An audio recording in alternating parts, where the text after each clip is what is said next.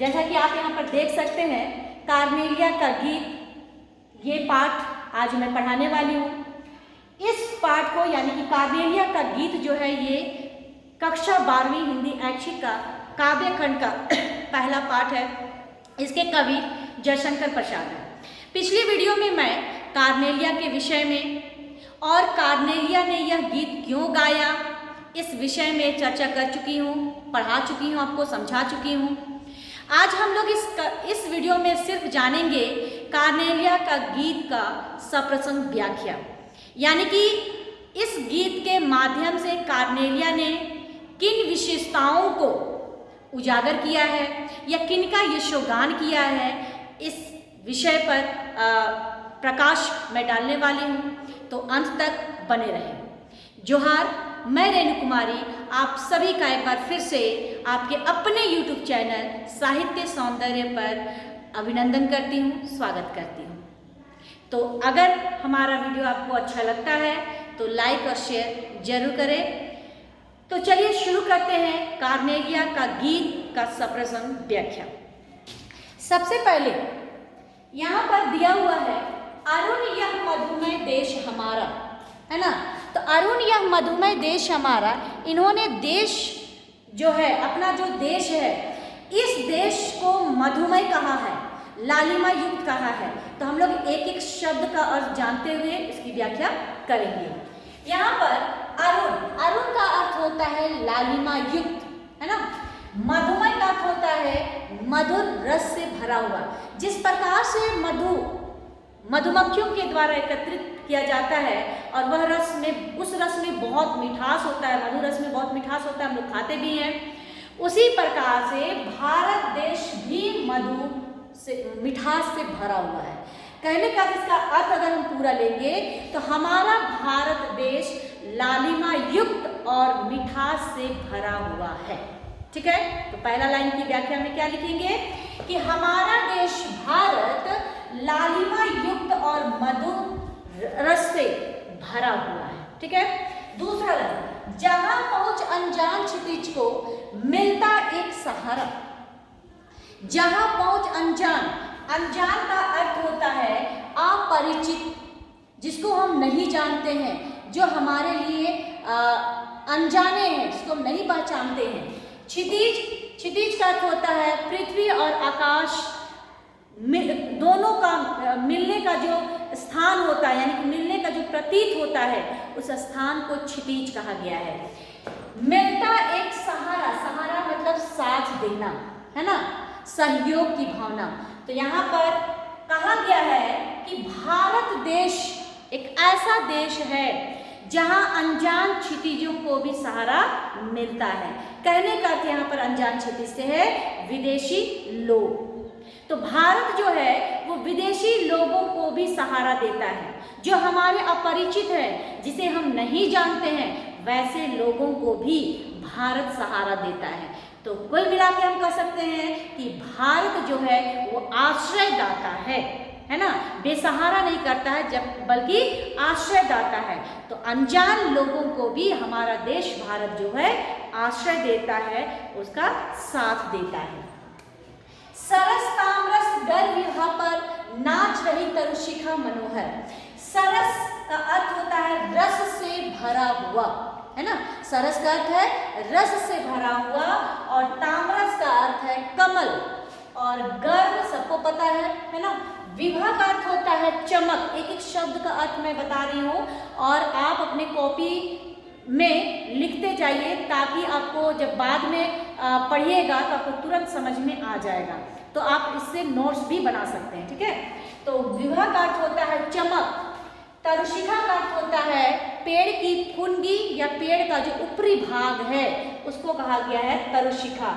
और मनोहर मतलब कि बहुत ही प्रभावित करने वाला, बहुत ही आकर्षक, है ना, बहुत ही सुंदर। तो क्या कहेंगे, सरस ताम्रस गर विवाह पर नाच रहे तरुशिखा मनोहर। ये दो लाइन जो है, यहाँ पर दो पंक्ति जो है, वो प्राकृतिक सौंदर्य का वर्णन यहाँ पर किया गया है। और सूरज की पहली किरण जो होती है लालिमा युक्त उस किरण की बात यहाँ पर की गई है और प्राकृतिक में किस प्रकार से सौंदर्य बढ़ता है सूर्य की पहली किरण से, उसकी यहाँ पर व्याख्या की गई है।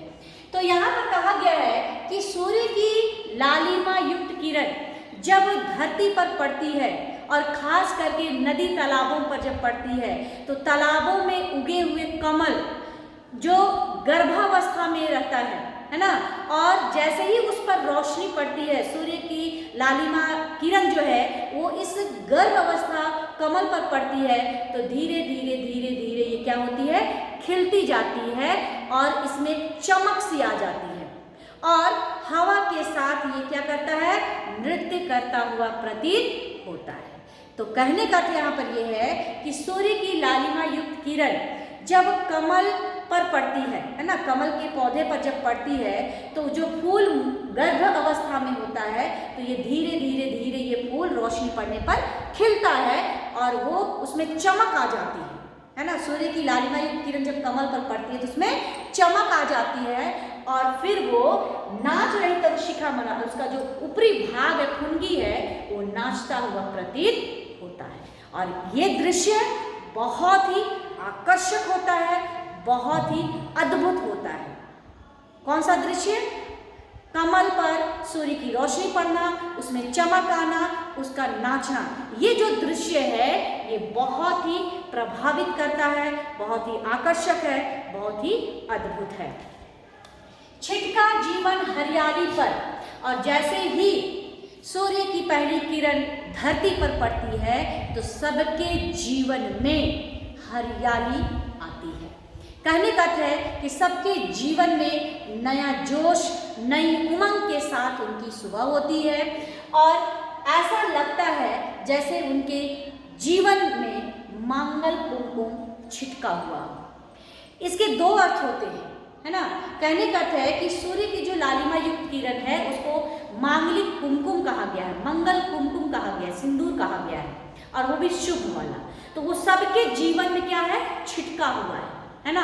दूसरे अर्थ में हम ले सकते हैं कि जो पेड़ है ना, ये मान लीजिए पेड़ है तो जो सूर्य की रोशनी इन पेड़ों पर पड़ती है तो इसे छन करके धरती पर आती है ना, छन करके धरती पर आती है। तो धरती पर आती है तो जहाँ तहाँ उसका सूर्य की लालिमा युक्त किरण पड़ती है तो वो एक ऐसा प्रतीत होता है जैसे पूरी धरती पर मांगलिक कुमकुम छिटका हुआ है। ठीक है। लघु सुर धनु से पंख पसारे शीतल मलय पवन सहारे। अब यहाँ पर पक्षियों की ये दो लाइन जो है वाक्य है ये पक्षियों के विषय में कहा गया है और पक्षियों को बताया तो गया है लेकिन इसका भाव जो है वो कुछ अलग है। तो भाव क्या है पहले हम लोग सामान्य अर्थ जानेंगे, उसके बाद उसका भाव क्या है ये जानेंगे। लघु, लघु का अर्थ होता है छोटा, सुरधनु का अर्थ होता है इंद्रधनुष, पंख पक्षी का जो पंख होता है, पसारना मतलब फैलाना, शीतल, शीतल का अर्थ होता है ठंडा, मलय पर्वत का नाम है, मलय पर्वत, पवन हवा, सहारा साथ। तो इसका अर्थ क्या होगा कि छोटे इंद्रधनुष से पंख पसारकर ठंडा पहाड़ पवन के सहारे, है ना। ये आधा अर्थ इसमें आ रहा है, आधा अर्थ नीचे जाएगा तभी अर्थ पूर्ण होगा। ठीक है। तो यहाँ क्या कहा है कि जो पक्षी होते हैं वो छोटे छोटे पक्षी, है ना, यह पक्षी अपने छोटे छोटे पंखों को पसार करके, और वो कैसे दिख रहे हैं, इंद्रधनुष के समान, क्योंकि पक्षियों का जो रंग होता है वो अलग अलग रंग का होता है इसलिए उसको इंद्रधनुष से तुलना की गई है। इंद्रधनुष के समान उनके पंखों को बताया गया है। ठीक है।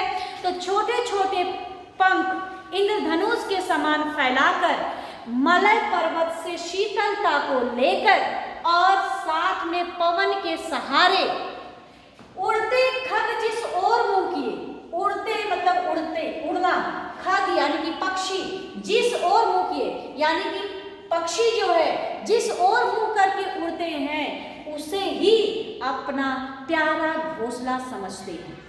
समझ नीड़ निज प्यारा, समझते हैं वो अपना, उनको महसूस होता है, नीड़ यानी कि घोंसला, निज मतलब अपना, और प्यारा मतलब सबसे प्यारा, सबसे अच्छा उसके लिए, है ना। तो दोनों वाक्य का अर्थ हम साथ में लेंगे, नीचे से अर्थ जाएगा, ठीक है, ध्यान से देखिएगा। पक्षी, है ना, पक्षी जो छोटे छोटे सूरधनु यानी कि पक्षी छोटे छोटे इंद्रधनुष के समान पंख पसार कर या पंख फैलाकर, ठीक है, मलय पर्वत से शीतल को लेकर और पवन के सहारे जिस ओर मुंह करके उड़ते हैं उसे ही अपना प्यारा घोंसला समझ लेते हैं, या वही अपना प्यारा घोंसला बना लेते हैं, ठीक है। तो कहने का अर्थ यहाँ पर यह है कि पक्षी किसके सहारे उड़ता है? बिना हवा के वो नहीं उड़ सकता है। कोई भी पक्षी आसमान में बिना पवन के सहारे या बिना हवा के सहारे उड़ नहीं सकता है। तो इसलिए वो मलय पर्वत से शीतलता को साथ लेकर के पवन के सहारे जिस ओर भी अपना मुंह कर दिया, चाहे पूर्व की दिशा, चाहे पश्चिम की दिशा, चाहे उत्तर की दिशा, चाहे दक्षिण की दिशा, जिस ओर भी उसने अपना मुंह करके उड़ा उसे ही अपना प्यारा घोंसला बनाता है। लेकिन उसको यह एहसास होना चाहिए कि हाँ ये जगह हमारे लिए सुरक्षित है, तभी वो वहाँ पर अपना प्यारा घोंसला बनाता है। क्योंकि पक्षियों के लिए पूरा आसमान जो है वो उसका अपना घर होता है, वो स्वतंत्र है, कहीं भी उड़ सकता है और कहीं भी अपना घोंसला बना सकता है, लेकिन उसको सुरक्षित महसूस होना चाहिए। तो ये सिंपल सा अर्थ है। इसके पीछे का भाव यही है कि पक्षी यहाँ पर विदेशियों को कहा गया है। ठीक उसी प्रकार से विदेशी जब भारत आते हैं तो भारत आकर उनको इतनी शांति मिलती है, इतनी सुरक्षित का भाव उनके अंदर जागता है कि भारत पर ही अपना बसेरा बना लेते हैं। पूरे भारत में कहीं पर भी, चाहे पूर्व दिशा में हो, चाहे पश्चिम दिशा में हो, चाहे उत्तर दिशा में हो, चाहे दक्षिण दिशा में हो, किसी भी दिशा में जिधर उनका मन किया वहीं पर अपना प्यारा घोंसला बना लेता है। कहने का अर्थ है कि भारत में ही वो रह जाते हैं, यहीं की नागरिकता ले लेते हैं और स्थायी रूप से फिर भारतीय हो जाते हैं, ठीक है। तो कहने का अर्थ ये है कि भारत जो है वो शांति का प्रतीक है, सुरक्षित का भाव सबके अंदर भरता है, और इसीलिए विदेशी लोग भी भारत में आकर यहीं का होकर रहना चाहते हैं, ठीक है। अगला देखिए, बरसाती आंखों के बादल। अब ये दो पंक्तियां जो है ये भारतीयों के विषय में कहा गया है, भारत देश के लिए नहीं, भारत में रहने वाले लोगों के विषय में कहा गया है कि भारतीय लोग कैसा व्यवहार करते हैं, उनके अंदर कैसा व्यवहार है, कैसे लोग हैं, इसके विषय में यहाँ पर विशेषता बताई गई है। बरसाती आंखों के बादल बंदे जहां करुणा जल, लहरें टकराती अनंत की पाकर जहां किनारा। तो यहाँ पर बरसाती यानी कि बरसात में जिस प्रकार से बादल में पानी भरा हुआ रहता है और वो बारिश के रूप में धरती पर भेजता है ना। तो यहाँ पर हमारी आंखों को, हमारी यानी कि भारतीयों की आंखों को बरसाती आंखें कहा गया है, मतलब बादल कहा गया है, जहां करुणा का जल बनता है और वो सहानुभूति, दया और प्रेम के रूप में धरती पर गिरता है, ठीक है। तो एक एक अर्थ देखते हैं। बरसाती यानी कि बरसात, है ना, आंख सबको पता है, बादल यहाँ पर आंख को कहा गया है, हमारी भारतीय आंखों को बादल कहा गया है, ठीक है। वो भी बरसात से, मतलब जिस प्रकार से बरसात के दिनों में पूरे बादल में पानी लबालब भरा हुआ रहता है, उसी तरह से भारतीयों की आंखों में भी बरसात की तरह पानी लबालब भरा हुआ है, ठीक है। बनते जहां करुणा जल, और ये बादल रूपी जो आंख है, इस आंखों में केवल करुणा का जल बनता है, ठीक है। कहने का अर्थ है कि भारतीय जो हैं वो दूसरे के दुखों में दुखी होते हैं, दूसरे की खुशी में खुश होते हैं। कहने का अर्थ है कि हर भारतीय की आंखों में सहानुभूति का भाव है, दया का भाव है, प्रेम का भाव है, श्रद्धा का भाव है। और यही कारण है कि दूसरे के दुख को देख करके या दूसरे की पीड़ा को देख करके ऐसा उनको आभास होता है कि ये पीड़ा हमारे साथ है, और फिर उनकी आंखों से बरसाती रूपी आंसू जो है वो टपकते हैं। तो जब तक किसी के दुख को आप एहसास नहीं करिएगा, अनुभूत नहीं करिएगा, तब तक आपकी आंखों से आंसू नहीं बहेंगे। लेकिन भारतीय ऐसे हैं कि उनकी आंखों में सहानुभूति है, उनकी आंखों में प्रेम भरा हुआ है, उनकी आंखों में दया का भाव है। और यही कारण है कि भारतीय, हर एक भारतीय दूसरे के दुख को देख करके दुखी होते हैं और वो अश्रु के रूप में बहते हैं। ठीक है, ठीक उसी प्रकार से जिस प्रकार से लहरें टकराती अनंत की पाकर जहां की राना, ठीक उसी प्रकार से जो समुद्र की लहरें हैं, वो लहरें कितना भी उफान मार ले, लेकिन जब वो समुद्र के किनारे से टकराती है तो सुरक्षित महसूस करती है, शांति महसूस करती है। ठीक है, सेम उसी प्रकार से विदेशी लोग भी जब भारत आते हैं तो यहाँ के लोगों का जो अपनापन है, जो दया का भाव है भारतीयों के अंदर, जो सहानुभूति का भाव है, उन सारी भावनाओं को देख करके उन्हें एकदम सुरक्षित भाव जागता है। उनके अंदर शांति, उनको शांति मिलती है कि हाँ, अब मैं भारत आ गई तो सुरक्षित हूँ। ठीक है, इसका जीता जागता उदाहरण 2-3 महीना पहले जो बांग्लादेश में हुआ था, है ना, बांग्लादेश या अफगानिस्तान में जो हुआ था, जिसमें वहाँ पर जब हमला हुआ हिंदुओं पर, है ना, तो वहाँ के लोगों ने भारत से मदद मांगी। और दूसरी बात, वहाँ की जो प्रधानमंत्री थी वो भी भारत में ही आकर शरण ली। क्यों भारत आई? दूसरे देश भी जा सकती थी, अपने धर्म के देश जा सकती थी, पाकिस्तान जा सकती थी, और भी कई देश जा सकती थी, लेकिन नहीं गई। क्यों? क्योंकि वो अच्छी तरह से जानती है कि मैं भारत में ही सुरक्षित रहूंगी। और यही कारण है कि वो भारत में आकर जब तक वहाँ मामला स्थिर नहीं हो गया, तब तक वो भारत में ही रही और सुरक्षित रही। तो ऐसा देश है हमारा, हमें अपने देश पर गर्व होना चाहिए कि ऐसे भारत देश में रहने का मौका ईश्वर ने हमें दिया है। ठीक है, अगला नीचे लाइन देखिए, है ना, नीचे का लाइन देखिए, हेम कोमले उषा सवेरे, भरती ढुलकाती सुख मेरे, मदिर उगते रहते जग कर रजनी भरता।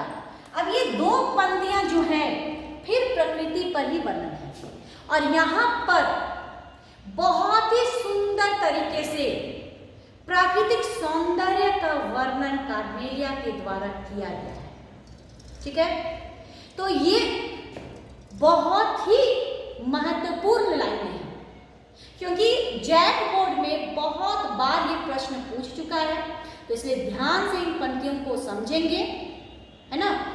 देखिए, हेम कुंभ, हेम का अर्थ होता है आकाश, कुंभ का अर्थ होता है कुआं, उषा भोर को कहा गया है। भोर समझते हैं ना, सुबह सूर्योदय का जो पहली किरण होती है उसको कहा गया भोर, है ना। सवेरे सुबह भोर को, भरती भरना, भरती मतलब जैसे लोटा है तो उसके अंदर हम जल नदी में डाल के या तालाब में डाल के या बाल्टी में डाल के डुबोते हैं और भरते हैं ना, उसको भरना कहते हैं। ढुलकाती मतलब जैसे ऐसे अर्घ्य देना, जैसे हम सूर्य भगवान को अर्घ्य देते हैं ना, सुबह सुबह हम सूर्य भगवान को अर्घ्य देते हैं ना, तो कलश में या लोटा में जल भर करके हम ऐसे करके क्या करते हैं, सूर्य भगवान को अर्घ्य देते हैं। तो वही है ढुलकाना, मतलब गिराना, अर्पित करना, है ना। सुख मेरे, तो जो ढुलक रहा है, जिसको अर्पित किया जा रहा है, जो चीज अर्पित हो रहा है कलश के अंदर से, तो उस कलश के अंदर क्या है? सुख है, मानवों का सुख भरा हुआ है। ठीक है, ध्यान से समझिएगा इसको, फिर से एक बार मैं बताऊंगी। मंदिर उगते रहते जाए, मंदिर का अर्थ होता है मस्ती में, उगना मतलब होता है झुकना, जगकर मतलब रात जागरण करके, रजनी यानी कि रात भर, तारा यानी कि तारे, है ना। सबको पता है कि रात में तारे टिमटिमाते हैं, है ना, लेकिन दिन में नहीं टिमटिमाते, नहीं टिमटिमाते हैं, लेकिन सूर्य का प्रकाश इतना तेज है कि तारे का टिमटिमाना फीका पड़ जाता है, इसलिए दिन में हमें दिखाई नहीं देता है। और रात में चूंकि सूर्य का प्रकाश डूब जाता है यानी कि खत्म हो जाता है, जिस वजह से हमें तारे का टिमटिमाना दिखता है। ठीक है, तो अब यहाँ पर अर्थ देखिए, हेमकुंभ, दोनों का अर्थ एक साथ लेंगे तो हेमकुंभ मतलब आकाश रूपी कुआं। क्या है? आकाश रूपी कुआं, यानी कि आकाश को कुआं कहा गया, रूपक अलंकार है ना। आकाश को क्या कहा गया? कुआं कहा गया। ध्यान से सुनिएगा और लिखिएगा भी, आकाश को क्या कहा गया? कुआं कहा गया। ठीक है, उषा सवेरे यानी कि भोर को क्या कहा गया? उषा कहा गया, यानी कि भोर को एक लड़की का नाम दिया गया है जिनका नाम है उषा। ठीक है, तो भोर रूपी उषा। ठीक है, उसके बाद कलश, जो लोटा होता है ना कलश, उस कलश कहा गया किसको? सूर्य को, सूर्य रूपी कलश, यानी कि कलश का रूप दिया गया है किसको? सूर्य को, यानी कि सूर्य को कलश कहा गया है। सुख मेरे, अब यहां पर सुख जो है वो सूर्य की किरण है, तो सूर्य की किरण रूपी सुख, है ना, सब में रूपक अलंकार है और साथ ही साथ मानवीकरण अलंकार भी है। क्यों मानवीकरण अलंकार है? क्योंकि मानवों की क्रियाओं को प्राकृतिक चीजों में दिखाई जा रही है। अब भोर को एक लड़की कहा जा रहा है, तो भोर तो लड़की नहीं है, उषा नाम दिया गया है, तो मानव के क्रियाकलाप को प्रकृति की चीजों में दिखाया जाए तो मानवीकरण अलंकार है। ठीक है, तो यहाँ पर आकाश को कुआं कहा गया है, भोर को उषा कहा गया है, सूर्य को कलश कहा गया है और सूर्य की किरणों को सुख कहा गया है। ठीक है, अब देखिए, मंदिर उगते रहते जब मस्ती में झूमते रहते हैं, कौन झूमता है? कब झूमता है? आगे देखेंगे, तो मस्ती में झूमते रहते हैं कौन? तारे। क्यों झूम रहे हैं? क्योंकि रात भर, रजनी मतलब रात भर, है ना, रात भर जगे हैं। क्लियर है? रात भर जगे हैं, जिस कारण से वो सुबह सुबह झूम रहे हैं। और इस समय में क्या हो रहा है? यानी कि यहाँ पर भोर को एक उषा नाम दिया गया है। मान लीजिए मैं उषा हूं, है ना, भोर हूं, और मैं क्या की, सूर्य रूपी कलश को आकाश रूपी कुआं में डुबो दी। ठीक है, और वहां सूर्य की किरण रूपी सुख को भर लिया, और फिर जब रात भर जगने के बाद तारे मस्ती में झूमने लगते हैं, तब उस कलश का सुख को धरती पर ढुलका दिया जाता है, धरती पर अर्पित कर दिया जाता है। ठीक है, समझ में आया? देखिए, उषा जो है, ध्यान से समझिएगा। ठीक है, उषा जो है, उषा कौन है? भोर है। उषा रूपी भोर रूपी उषा सूर्य रूपी कलश को लेकर आकाश रूपी कुआं में डुबोती है और सूर्य की किरण रूपी सुख को उस कलश में भरती है, और फिर उस कलश को लेकर के जब रात भर जगने के बाद तारे मस्ती में झूमने लगते हैं, तब उसको पृथ्वी पर उड़ेल देती है। कहने का अर्थ है कि सुबह हो जाती है, सभी के जीवन में खुशहाली एक बार फिर से दस्तक देती है। सभी अपने अपने कामों में खुशी के साथ, उमंग के साथ, एक नए जोश के साथ अपने दिन की शुरुआत करते हैं। सबका जीवन खुशहाल होता है, क्योंकि सबके जीवन में सूर्य किरण रूपी सुख की जो बारिश हुई उषा के द्वारा, ठीक है, तो ये है इसकी व्याख्या। अब हम लोग इसमें अलंकार देखेंगे, क्योंकि विशेष में अलंकार पूछा जाता है। ठीक है, देखिए यहां पर जो अलंकार है उसमें हम लोग देखेंगे कि कहां कहां पर अलंकार का प्रयोग हुआ है। लघु सुर धनु से पंख पसारे, यानी कि पक्षियों के पंख की तुलना इंद्रधनुष के समान बताया गया है, तो कौन सा अलंकार होगा? उपमा अलंकार होगा।